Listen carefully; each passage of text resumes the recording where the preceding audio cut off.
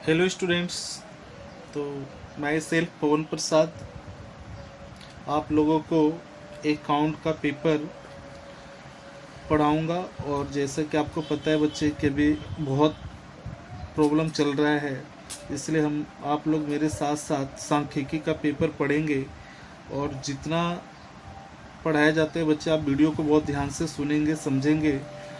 और मेरा ऐसा विश्वास है कि आप अगर अच्छे से सारे वीडियो अगर आप देख लेते हो तो आप ये सांख्यिकी में बहुत अच्छे मार्क्स के साथ पास हो सकते हैं। ठीक है, हमारा यही कोशिश रहेगा कि मैं 100% सिलेबस आपको कंप्लीट करके दूँ इस वीडियो के माध्यम से।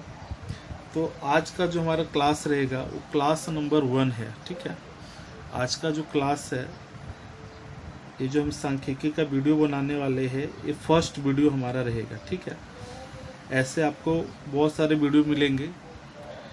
तो जो हमारा बुक है बच्चे वो है सांख्यिकी।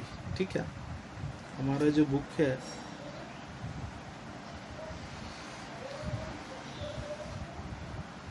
सांख्यिकी है।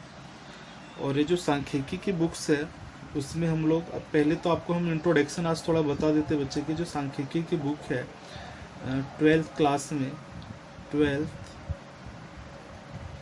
कॉमर्स में जो सांख्यिकी की जो बुक होती है बच्चे, वो 2 पार्ट के होते हैं। ठीक है, एक जो पहला होगा उसको हम भाग 1 बोलेंगे, भाग 1। और दूसरी जो बुक है आपके पास भाग 2। कहने का मतलब सांख्यिकी जो है इसके अंदर, ये जो सांख्यिकी है बच्चे, इसमें आपके 2 टेक्स्ट बुक है। ठीक है, एक तो भाग 1 है और दूसरा भाग 2 है। ठीक है, अभी हम सबसे पहले आज ब्लूप्रिंट के बारे में पढ़ेंगे कि जो सांख्यिकी है 12th क्लास की। और ये जो हम सांख्यिकी की बुक है बच्चे, वो हम हिंदी मीडियम की फॉलो करने वाले हैं। ठीक है, ये वीडियो हम हिंदी मीडियम बच्चों के लिए बना रहे हैं। ठीक है, इसके बाद इंग्लिश मीडियम का भी हम बनाएंगे।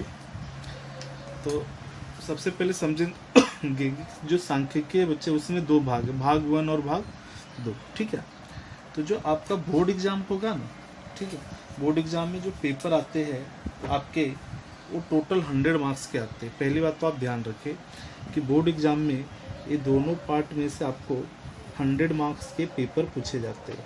ठीक है, 100 मार्क्स के पेपर होंगे बच्चे, और ये 3 आवर्स का होता है।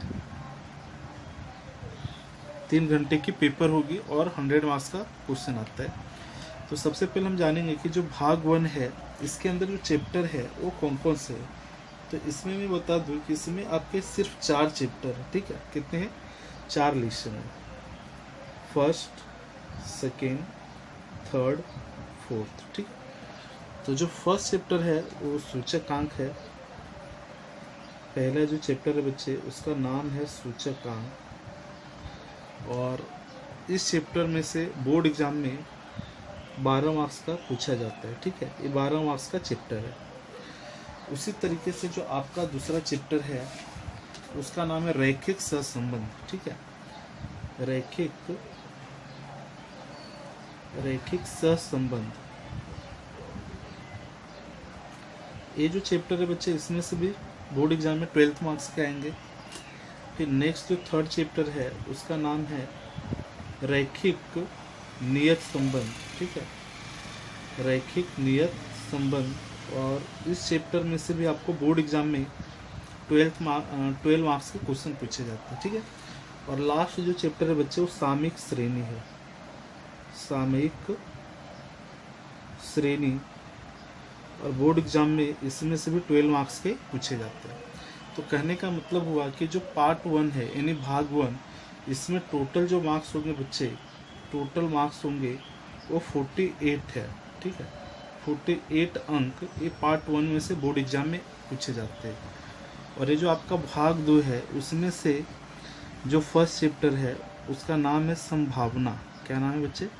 संभावना। ठीक है, संभावना लेसन। और इसमें से भी 12 मार्क्स के पूछे जाते हैं। उसी तरीके से जो दूसरा चैप्टर है उसका नाम है यादृच्छिक चल और असतत संभावना वितरण। ठीक है बच्चे, ये जो चैप्टर का नाम है यादृच्छिक चल और असतत असतत संभावना वितरण।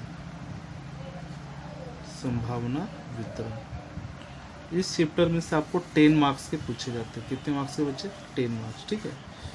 फिर जो थर्ड चैप्टर होंगे, थर्ड चैप्टर का नाम है परमाण्य वितरण। परमाण्य वितरण, ठीक है।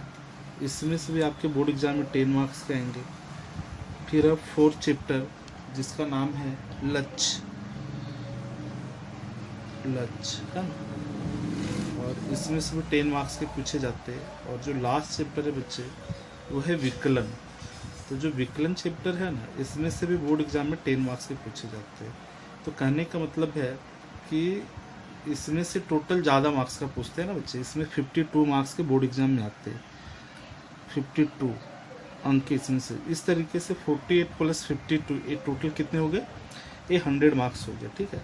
और ये जो 100 मार्क्स हो गए वो 3 घंटे में आपको कवर करना होता है बोर्ड एग्जाम में। अभी मैं इसमें थोड़ा सा ब्लूप्रिंट बता दूं, इतना चीज़ें समझ में आ गई बच्चे आपको, ठीक है। क्योंकि ये जानना बहुत ज़रूरी है। जब भी हम चैप्टर पढ़ते हैं तो पहले पता होना चाहिए कि कौन से चैप्टर में से कितने मार्क्स के आते हैं और उसमें से क्या पढ़ना है, ठीक है। ओके, आगे बढ़ते।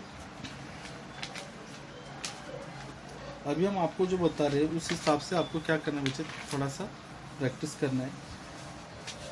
अभी जो है वो हम आपको वेटेड बता देते हैं, गुण भार, है ना, कि कौन से चैप्टर में से कितने मार्क्स के आते हैं वो तो पता चल गया।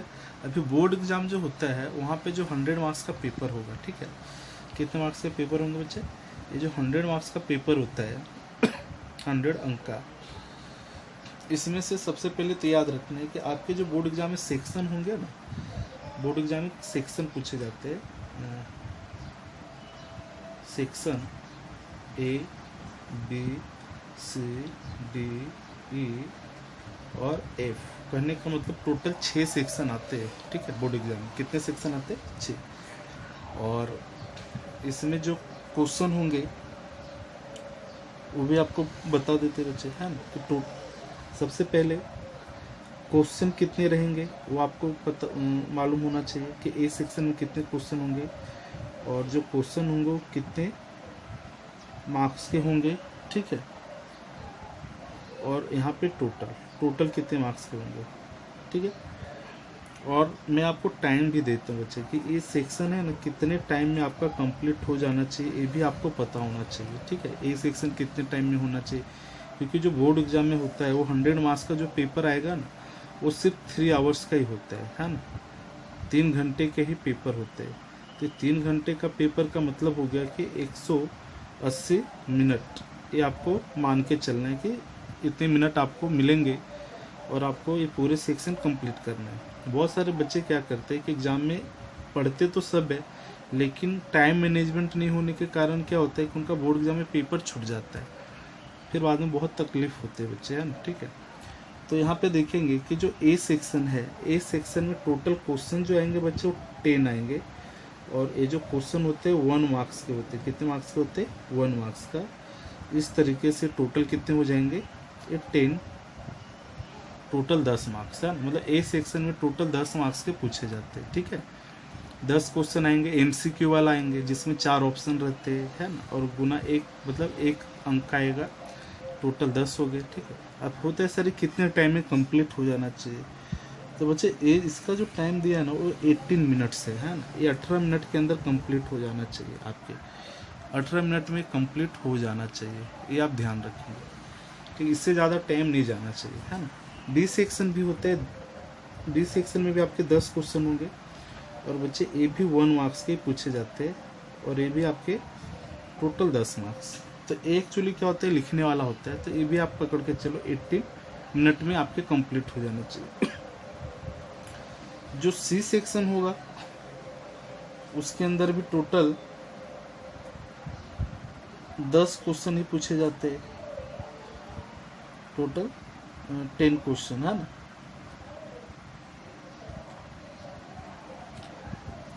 10 क्वेश्चन और ए रहेंगे 20 मार्क्स का, 2-2 मार्क्स के रहते बच्चे, है ना। इस तरीके से 2 मार्क्स के टोटल 10 क्वेश्चन रहेंगे, टोटल 20 हो गए, है ना। इसको आपको कितने मिनट में कंप्लीट करना है, तो ये आपके 36 मिनट में कंप्लीट हो जाना चाहिए। ये आपका टाइम मैनेजमेंट है ना।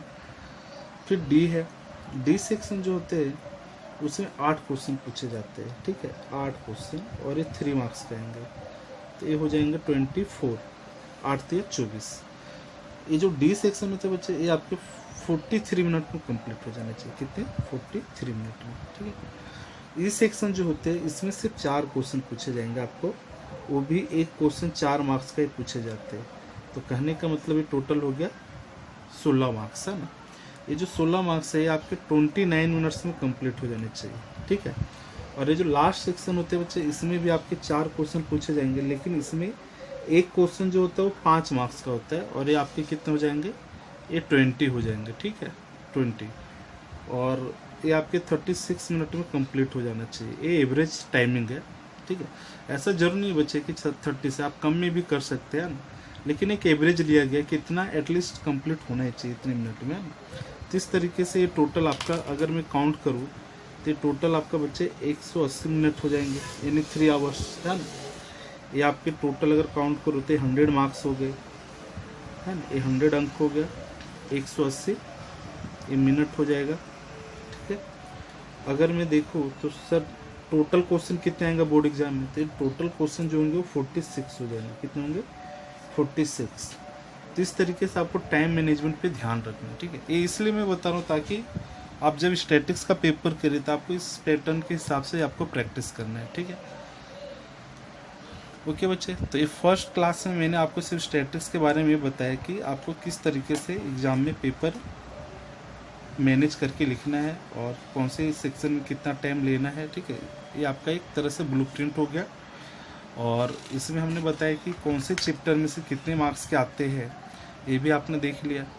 तो आपको इसको क्या करना है, फर्स्ट पेज पे पहले लिख लेना है, उसके बाद फिर हम नेक्स्ट वीडियो में बच्चे आपको फर्स्ट चैप्टर यानी जो सूचकांक है चैप्टर हम स्टार्ट करेंगे, ठीक है। तो हमारा टारगेट यही रहेगा कि हम पहले सूचकांक का लिसन करेंगे, फिर रैखिक सहसंबंध, फिर धीरे धीरे फिर हम क्या करेंगे, ये पूरे चैप्टर हम करने वाले टोटल 100%, ठीक है। हमारा टारगेट है कि आप बोर्ड एग्जाम में, ठीक है, ये जो हम बुक्स फॉलो करेंगे वो GHACB यानी Gujarat higher secondary education board, है ना, ये गुजरात बोर्ड की बुक है 12th क्लास की, ठीक है। इसी बुक्स को हम फॉलो करके आपको पढ़ाएंगे, और इसमें सारा पूरा 100% कवरेज के साथ हम लोग क्या करेंगे बच्चे, सारे सम्स करेंगे, ठीक है, सारे सम्स को अटेंड करेंगे। फिर इसके साथ साथ फिर अगर टाइम मिला बच्चे तो हम इसमें क्या करेंगे, बोर्ड एग्ज़ाम का जो पेपर है, बोर्ड एग्ज़ाम, ठीक है, बोर्ड एग्ज़ाम के भी हम पेपर लास्ट ईयर में बोर्ड एग्ज़ाम के पेपर हुए वो भी हम सॉल्यूशन करने वाले हैं, ठीक है, जो 100 मार्क्स का है। तो पहले तो अभी ये सब प्रैक्टिस करना है, और आप डेली वीडियो को देखिए शांतिपूर्वक, ठीक है। और जहाँ भी डाउट हो बच्चे तो आप मुझे कॉल व्हाट्सएप भी कर सकते हैं, और मेरी पूरी कोशिश है कि आपको अच्छे से स्टैटिक्स का पेपर में पूरा करवाऊँ। Okay, thank you so much बच्चे।